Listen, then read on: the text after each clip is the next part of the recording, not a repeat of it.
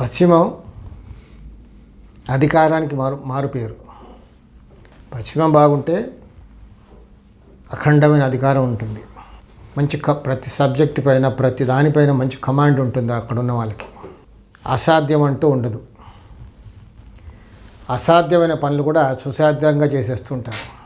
ప్రతి ఒక్కరు కూడా వీళ్ళ మాటకి మంచి గౌరవం ఇవ్వడం, విలువ ఇవ్వడం, అసలు వీళ్ళ మాటకు తిరుగు లేకుండా ఉంటారు. చెప్పిన మాట వేదంగా మారుతుంది.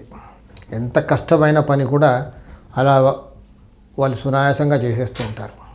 ఒక మాటలో చెప్పాలంటే వీళ్ళు విక్టరీకి ఒక సింబల్గా మారిపోతారు.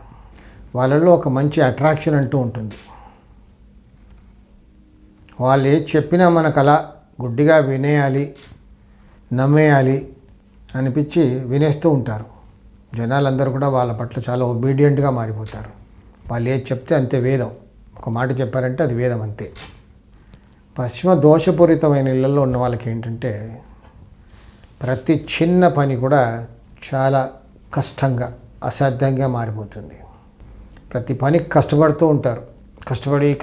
కష్టపడి సాధించినా అది కొన్నాళ్ళే నిలుస్తుంది, లేదా ఫైనల్ మూమెంట్స్లో అలా చేజారిపోతుంది.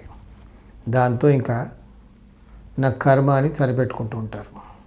ప్రతి చిన్న విషయానికి చేద్దామని స్టార్ట్ చేశాక ఎన్నో హడల్స్ రావడం,